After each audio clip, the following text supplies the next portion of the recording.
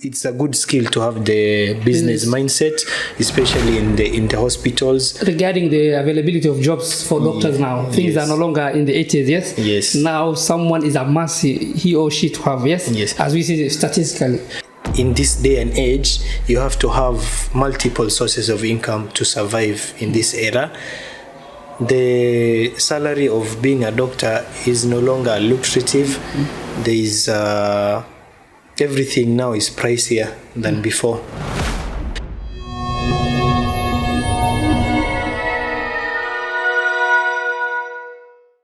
Assalamu alaikum, dear viewers, welcome back to our show, Ayanle podcast. Today we do have a great guest. His name is Abdirazak Muhammad Yassin, and famously known Dr. Yassin. Today we have a great topic to discuss on issues intertwining the medical side and the business side. How do they relate? And our channel, we talk entrepreneurship mostly. And today we do have a guest on the medical side, but we like to exchange ideas. Since he has a wealth of knowledge on those sides, I would like to gain a lot from him. And then he'll have question time. He's going to ask me questions regarding how he's going to upgrade his business skills. The mission I do have is everyone to be enlightened with business skills, because it's going to be the one that puts bread on your table based on your skill plus other skills. I think 21st century we are going to head the right direction. Dr. Yassin, welcome to this show. I would like to welcome you. Thank you, Mr. Mohammed, for having me here today. It's a really pleasure to be here with you and try exchanging ideas with you. Thank you, Dr. Yassin. Today, that's what we are going to call you. I do have a few questions as we enter to the program. Can you share your journey in medical school and maybe what inspired you to go that direction? I chose business, you chose medical. Maybe what were, in brief, like a minute or two, can you tell us, our viewers? Okay, so especially in our community, the medical field is well respected. So I can say that from an early age, I was pressured to go that way. So somehow I was told, if you become a doctor, you'll be rich. All right. So that's not the case anymore. Wow. Yeah, especially in Kenya here. So when I finished high school, I went to the University of Nairobi. Right. Like, that's the top university. It's called the University of Nairobi. I'm also a business graduate of University of Nairobi. We are the graduates of University of Nairobi. Yeah. I think when I graduated later, you started, but almost we are the same university. Yeah. We say comrades. Comrades power. Comrades power. Yes. Yeah. So my journey through medical school hasn't been so easy, and it had these ups and downs. So you can say that about any cause, but when you talk about medicine, it's especially rough. So the content, from the knowledge you expected, the number of hours you are supposed to study in a day, the number of classes you have. Sometimes classes can begin as early as 7 a.m. and then you could go well into the nights, up to midnight studying. Sometimes you are advised, the lecturer can tell you, tomorrow we'll be having this topic, go read ahead. So you will have to read the night before, so that the questions that are thrown at you, you might be able to answer. Otherwise, you might look a fool. And in medical school, almost all the students there, they're A material. So you don't want to look like a fool there. So I had ups and downs, but I enjoyed the journey. That's the most important thing. I came out the other side stronger, and now I'm here. Wow, great. Dr. Yassin, I think for us personally, as I share with you, I was having an option of medical as my last option. Then I used to watch movies. I used to see engineers used to wear big clothes, then they open plant. In the movies they create something aura, and it's something like so special. I used to like to be an engineer. Then later, my entrepreneurial journey, or as an entrepreneur, it was in me. So I chose the career of business, thinking that one day I'm going to be, inshallah, rich. I want to change something. Then I opted to medical and the engineering. Then I took business. I think I'm not regretting. And in the world, we need specialty. Yes. Yes. So that now we also need you. Doctors is highly respected. Lawyers, doctors. Those are the skills recommended in 21st century. If you are going to university, other things nowadays you can learn for yourself. But those are necessities. Doctor, I really appreciate. That's a great question. Second question. Maybe you said you faced some challenges. Could you highlight us few moments? You earn your best and height your lowest. How was the journey as a student at the University of Nairobi? The toughest journey, the toughest thing I have seen, was the transition. So I'm from Mombasa. So coming from Mombasa and going to Nairobi, a big city, a big town. So it was really an eye opener for me. It's like I was taken from a village. Not saying Mombasa is a village, but compared to Nairobi, Mombasa, it's a village, yani. So I went there with your culture, with everything. Yeah, with the culture, with the mindset. So in Nairobi, things are very different. Things are tough there. And there was one instance where I was in town, and actually many instances. There was one time that I was robbed in a matatu. I was using my phone. Okay. So they just took it from... They welcome you, Nairobi. Yeah, Kanairo, yeah. So I was told like, welcome. Another instance where I was... there was a guy in town. He had these phones. He told me, hey, I'll sell you this phone. And it was a Samsung phone, an Android phone. It was good. So you are naive then? Yeah, from Mombasa. Yes. So he told me you can have this phone for as little as 5,000. Okay. So I thought that was a win for me. 5,000, a good phone. I might resell it or I might use it on my own. So I gave him the 5,000 shillings, and he told me, don't switch it on here. Just take it home and use it home.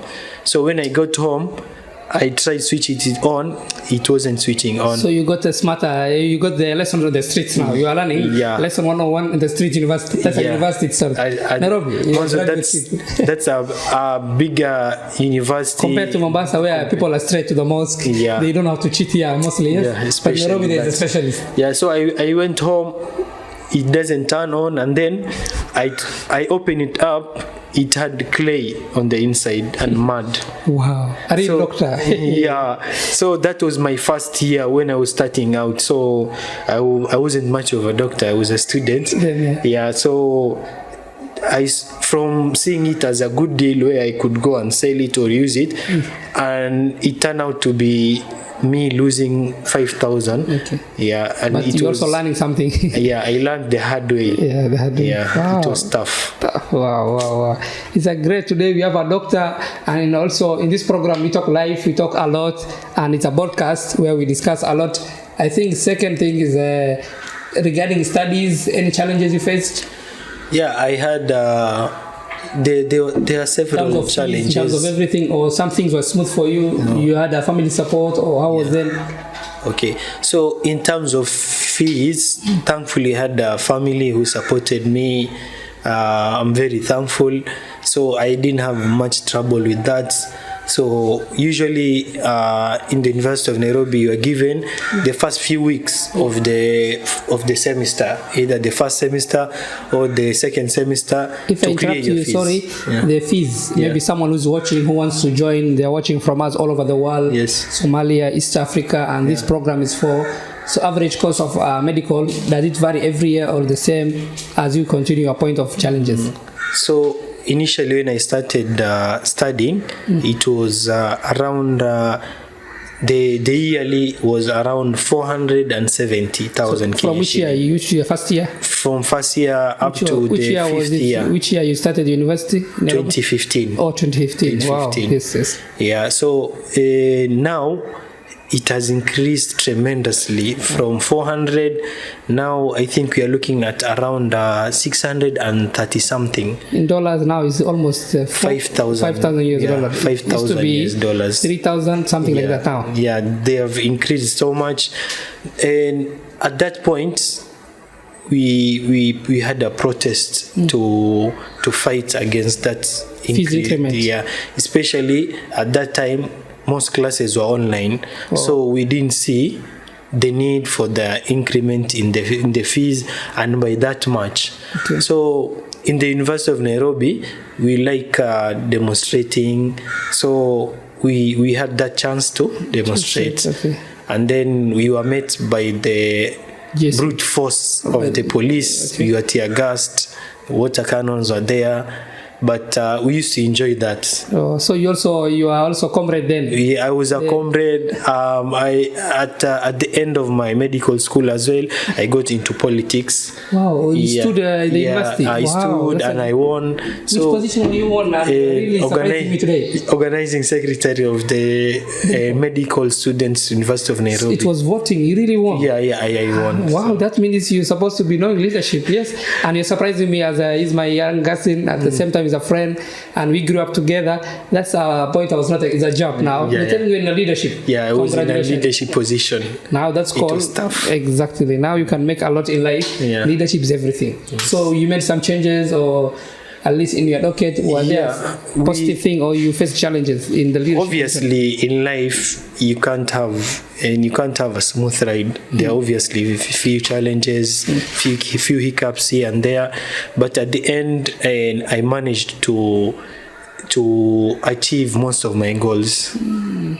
Wow. Doctor, he surprised us. He's a leader at the University of Nairobi. I never find any position. Then I studied here in Nairobi University, Mombasa campus. And our course was more of BCom, management, finance. I think you have done, man. I really congratulate you. That's a big step. How do you see the role of a business principles in healthcare industry, especially in a country like Kenya? So, a business and a medical, do they go together in your opinion? Or is it necessary a student of medical or a doctor, does he require skills of business, or he does not require? You have to acquire business skills in whichever field you are, whether you are in medical, law, or engineering. You are a teacher. You have to acquire the mindset of an entrepreneur. You have to familiarize yourself with the business, especially in the 21st century, especially in Kenya now, when everything is taxed up.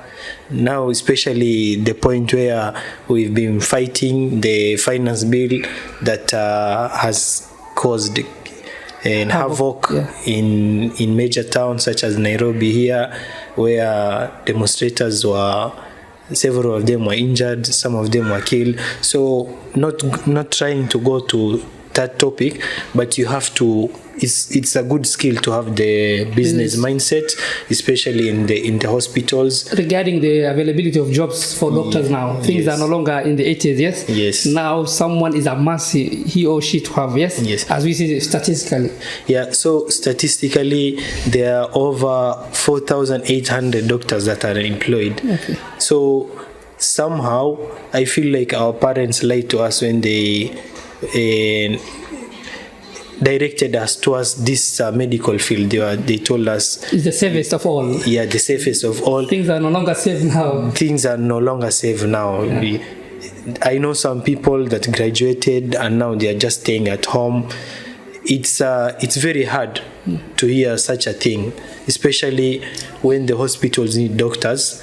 But hospitals nowadays, they are business driven. So they're cutting costs now. They are cutting costs. They'll rather employ few doctors, and those doctors are overworked, underpaid, and at the end, the importance of the hospital is to make money, not to care for the patient. So you might see a doctor that was overworked, and then sometimes when you're overworked, you're not in the right state of mind, and some mistake might pop up here and there. So it's not a conducive environment for the doctors as well as the patients, because at the end the patients might suffer as well. Now we are in the world of capitalism, brutally capitalism. Whether you're a journalist, I know we are facing jobless youth, we are facing the teachers are also facing lack of jobs because government cannot employ more teachers in their quotas. Say everything. I think now it's so necessity in life, necessity to have business skills. Even doctors now, he's here. He's a friend of mine. He's now a graduate. He's finished there, and then he do have the knowledge of the medical field. But sometimes learning, you also come and you've learned from the street. Then that incident. Now he has to come and learn. Those who have done. Personally, I'm progressing. I thank God. I know a few things, few tips, and then he learns from me. Then he graduates next, and life until you die, you learn a lot. So business is a necessity. The same doctors who are looking for jobs, if they're smart here and they have the right skills, they can start their own hospital, their own clinic, their own things, and then they employ themselves rather than waiting something, or volunteer, do something, acquire something. Yes, because the situation as we go on forward 10 years from now, how many graduates we'll have a lot of medical graduates. Yes. Leave alone engineers, leave alone. In Africa now we are going to itafika time I think where we are going to hit another level in terms of jobless, because everyone has graduated. I think in business, don't say it, millions have graduated, yes? The mass media. So all those things are the challenges we are facing. I think as a doctor, I'll encourage you, and then now to learn business, even to learn something else in life. Is not much that. At the same time, you don't forget your field of study. Okay, another question. Can you give us a situation where you use your critical thinking in solving problems? As a doctor, you require critical thinking, especially when a patient comes to your hospital. For you to care for the patient, you have to ask a few questions to gather information and then think deeply where the problem for that patient lies. So sometimes you have to combine both the symptoms, the problems, the complaints the patient come with, and then think deeply what might this patient have. Obviously, there are some diseases where the symptoms or the complaints might overlap.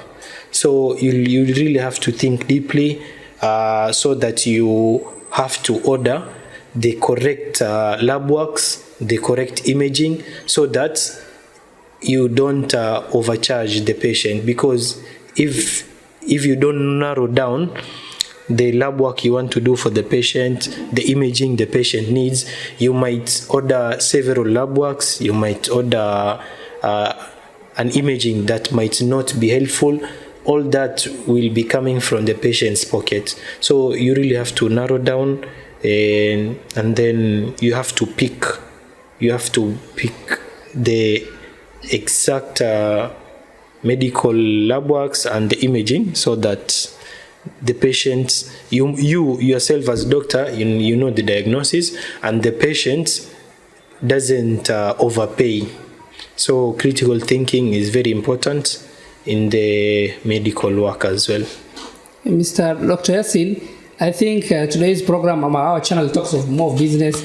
As you are surviving, or as your student life in the 6 years or 5 years you're in the university, were there moments where you are either exercising your entrepreneurial skills, or you're having money-making skills? Any situation, any story you have, either from either friend, you experience you gain from within those period, when your pocket money can't fit your pocket, no longer you want to ask the family something. Yes. Is there an instant where you are creative, using whatever you have to do something? So I had friends who are really entrepreneurial. They were doctors then, yes? They were not doctors. They were hustlers then. Yeah, hustler. And they used to make a lot of money. So I had a friend in Isli where he usually goes to Central Province, Muranga and Kirinyanga. So most chicken that is brought to Isli is brought from Central Province. They usually have a poultry farming there. Yeah. Sometimes I would accompany him. So what he does is he goes to Central Province, either Muranga, Kirinyanga, from 6 p.m. and he travels. It usually takes 2 hours to 1.5 to 2.5 hours, depending on the traffic. He's there by 8 p.m. and then we slaughter chickens. So our main work is just slaughtering, and then from there it goes to other people where they put it in boiling water and they remove the feathers. Our main point was just slaughtering, because the meats and the chicken that's is supposed to come to Isli, it needs to be halal. We used to go and slaughter it there, the halal way, the Islamic way. So that doctor going and slaughtering. I wasn't a doctor at that point. I know you're a student. As I was a student. You know, sometimes we Africans are supposed to have the brand. But now as a hustler, you're going there. I want to emphasize the story. Yes. So I went there. Per head of chicken, it was 10 bob. 10 bob. And the whole night, we might slaughter close to 3,000, 4,000 chickens. So if you multiply that, at the end of the night, we could make around 30 to 40,000. And we divide the money. If I hear money, you made 40,000. I hear money. Congratulations, man. That's how you used your brain. You never look for a job, but you saw an opportunity. You chip in as a student. At least that money could take you how long? Or were you burning it very fast? Or this thing, I've earned it now. Let me budget and do something priority. So initially, I didn't have that mindset of planning, and we usually go there on Friday night, and the subsequent days were weekends. So I usually go I go out, I buy a few clothes, I eat out. I didn't have the mindset of saving at that time.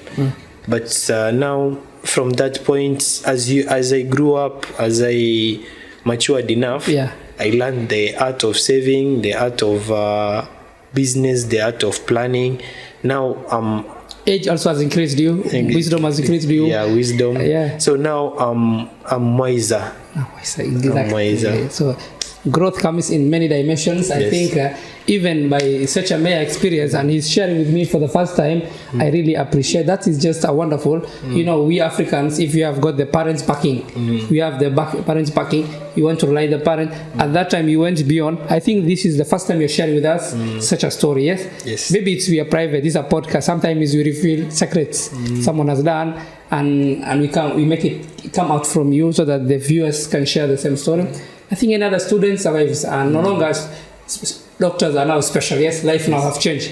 Then it used to be now. I think every country has graduates and graduates. Others are leaving outside the country to look for jobs. Yes. Here now, doctors, as I encourage you, never feel yourself you're special. Yes, you're special as a human being, as a doctor, but never choose anything.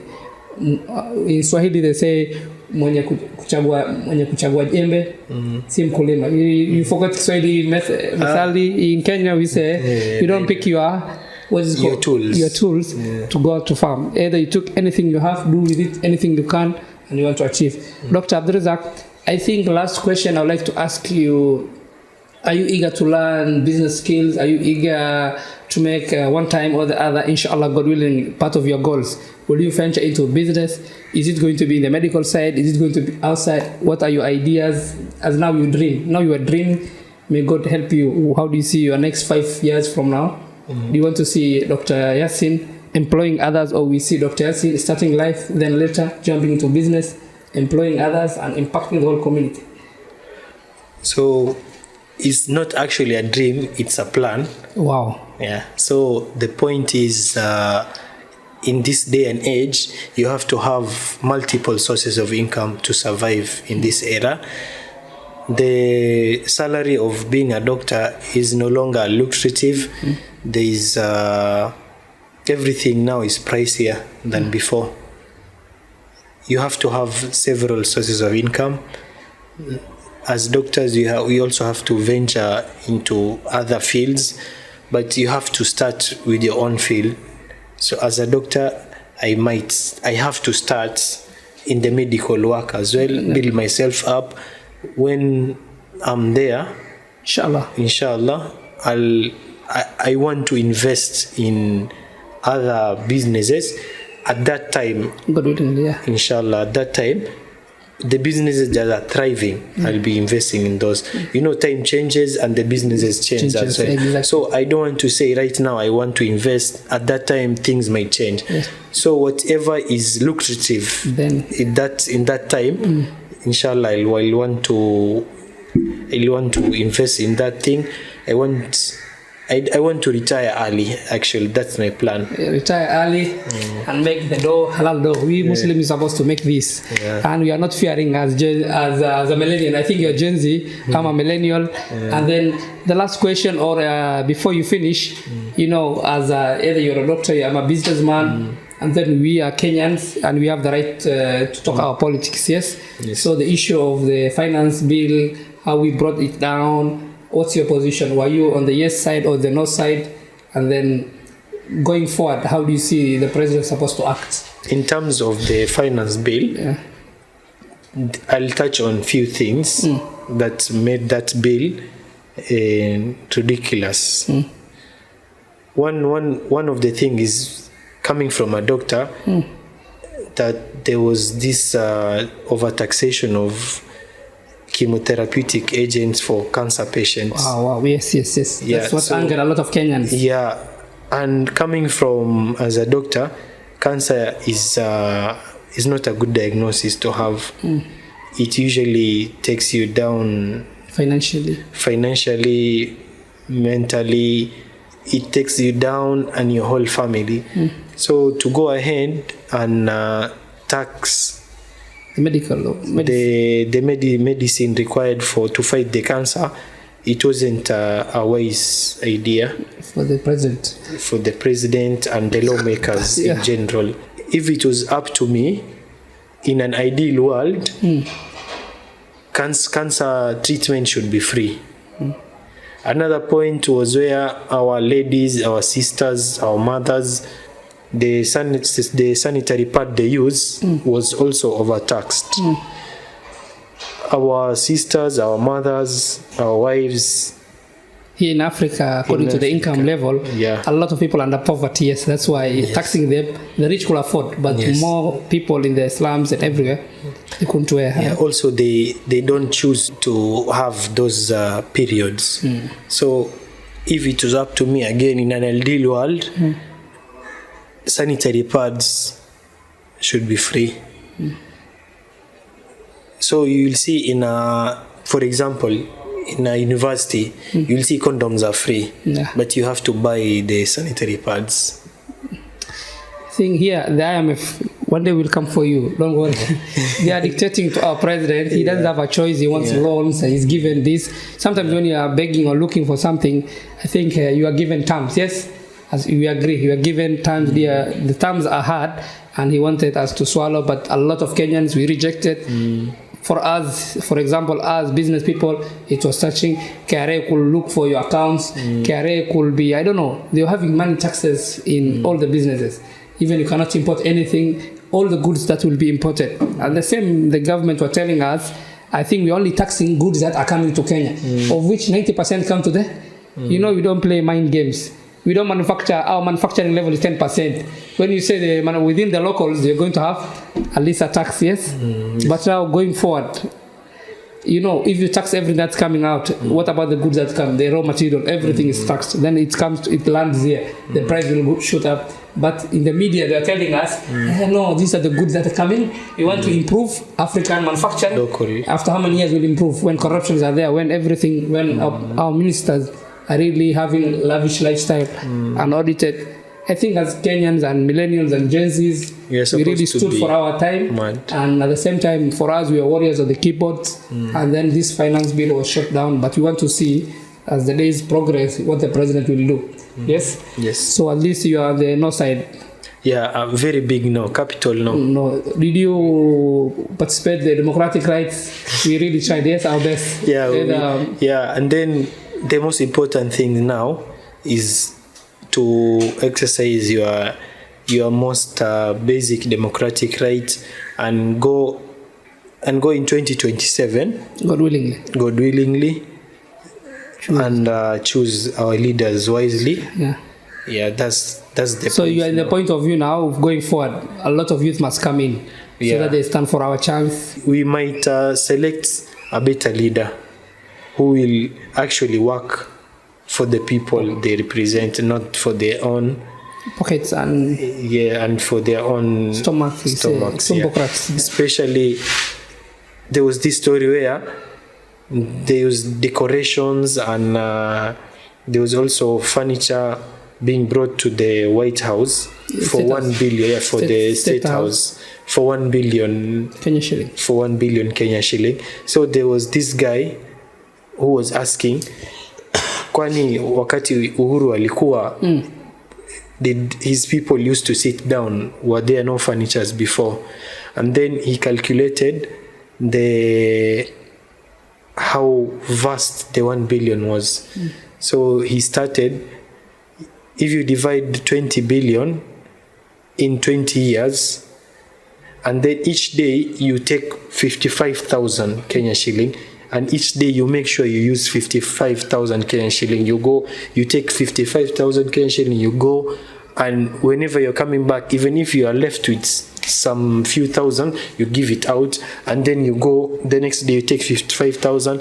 That 1 billion will finish in 20 years. Wow. Every day you're taking 55,000? Every day you're taking 55,000. Wow. That 1 billion will finish in 20 years. So I think the furnitures either the government were planning to bring us, or I don't know, from space.